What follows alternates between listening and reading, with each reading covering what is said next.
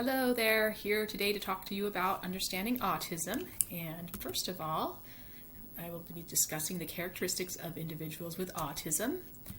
And the first attribute we'll talk about are social relationships. And people with autism often struggle with those. And the abilities vary a lot, though, depending on the severity of their autism, because there is quite a huge range there. With the more minor autism, you're going to just see some social awkwardness, some trouble understanding others, some trouble with the nonverbal cues. And then with the more severe autism, you're going to see, perhaps an inability to communicate altogether, and they may simply not even care about the social norms, and they may exhibit impulsive behavior at times.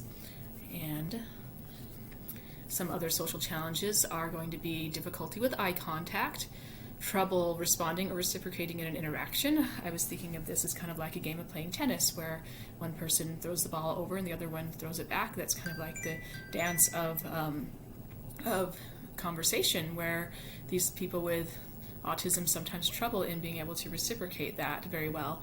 And then you're going to have some struggle with empathy or putting them into themselves into another person's shoes at times. Sometimes they're going to withhold sharing interest with others. You might see a child playing with a dinosaur on the floor or their cars, and the mother tries to go in and be like, "What's going on? What you playing with?" And normally, my children love to tell me what they're playing with, but you might have a child that just kind of like grunts and doesn't really want to share for some reason. So that's another interesting example.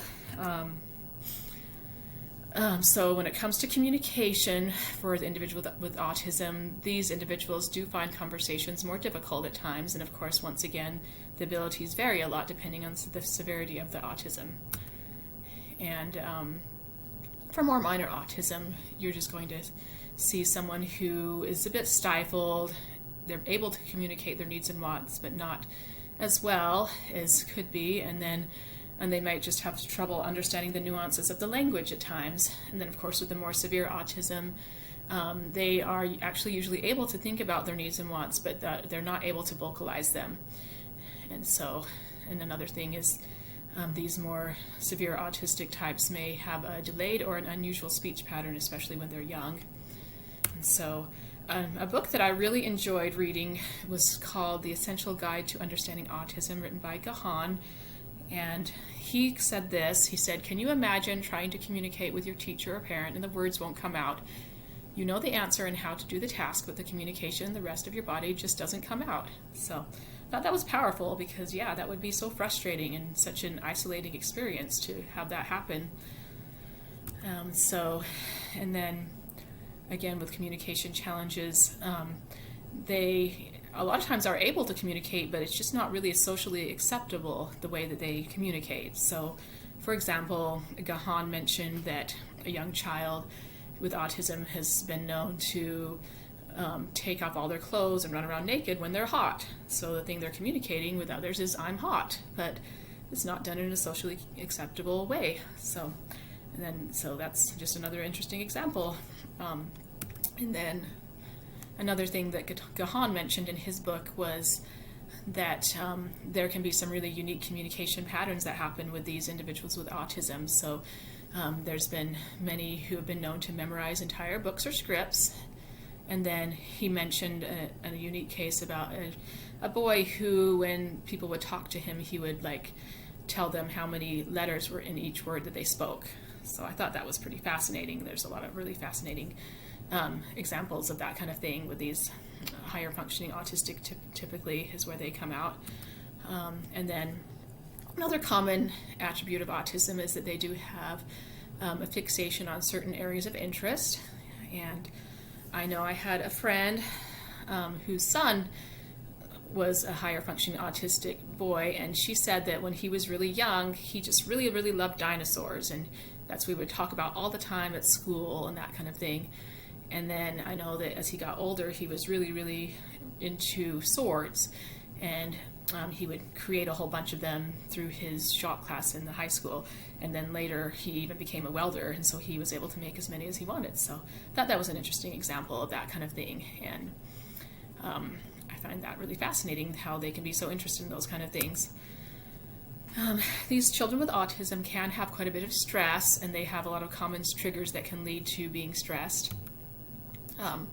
So some of the common triggers are the change in routine, patterns, paths, or time schedules. They can set these children off in a pretty big way at times. And then, of course, there's also the need to follow a specific pattern exists there as their way to deal with an ever-changing world. And then other common stresses could be loud noises like fire alarms, vacuum cleaners, class bells, and then there's a lot of visual distractions that could cause stress as well. So when it comes to the diversity of students with autism, there is a huge range. They are listed between 1 and 3 in severity, lower meaning less severe and higher meaning more severe. Gahan also said this in his book. He said, "The symptoms of autism are hard to define because each autistic child is unique in their own way. Not only are the symptoms individualized, but the severity of the disorder also differs from child to child." As we talk about instructional supports for students with disabilities, there's a lot that can be done. The main thing is that they need a structured environment that provides a lot of nurturing and teaching. So, in responding to behavior, I got a lot of this information from a website titled Ideas from Autism Classrooms and News Resources. Anyway, so they just say to, first of all, try to understand the behavior. What are the triggers? What are they trying to communicate by their behavior? A lot of times, I think in the case of autism, it could be, maybe something's happening with, their change of routine. So you could have a time change, which I know we're going to all have to deal with soon. That could be quite a triggering thing. And then, helping these students learn appropriate ways to gain attention and also help them learn appropriate ways to communicate their needs. That's what I also think too. So when it comes to the appropriate ways for gaining attention, you might see a student at times who is trying to get attention from his peers, and you might see, like, say he wants to kind of throws a ball in their face or does something kind of naughty, because that gets them attention. So, but then that doesn't get the end result they want. So helping them learn, to have positive conversation skills and that kind of thing. Another way to respond to behavior is to respond without yelling, to try to maintain a positive classroom environment. I think that's really important because that's just going to escalate things and make it worse when yelling happens. And anger, and that's tricky, but it's something we all have to work on. And another great idea that Gahan mentioned in his book, when it comes to supporting with the noise and visual distractions, he mentioned that you can acclimate them to uncomfortable sounds by recording some of these sounds, like maybe record the class bell or the fire alarm, and then have them listen to it at different volumes to help them acclimate to it. Another thing was to place the blinders around the desk so that they are not distracted by the visual things around them at times.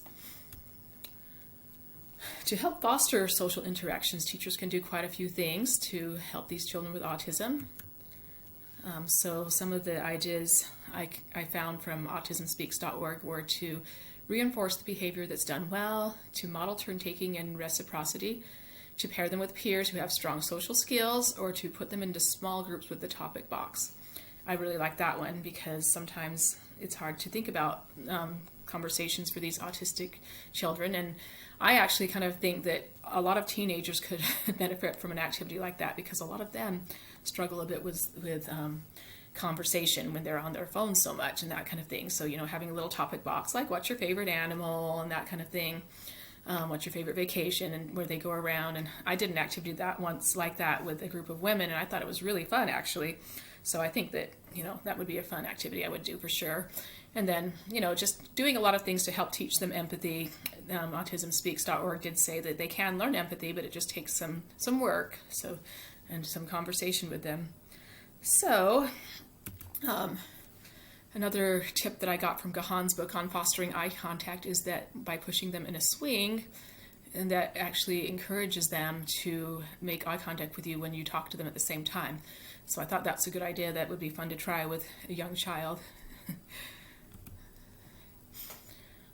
To communicate with the students, teachers can do a lot to influence the growth with how they communicate with them.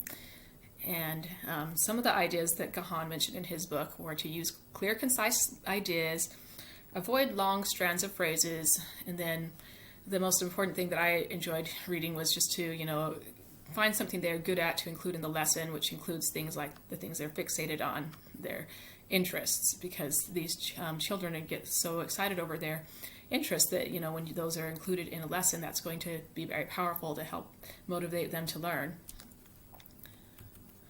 Okay, so this is the end of my presentation. I'm just going to close by showing you the different references that I've used.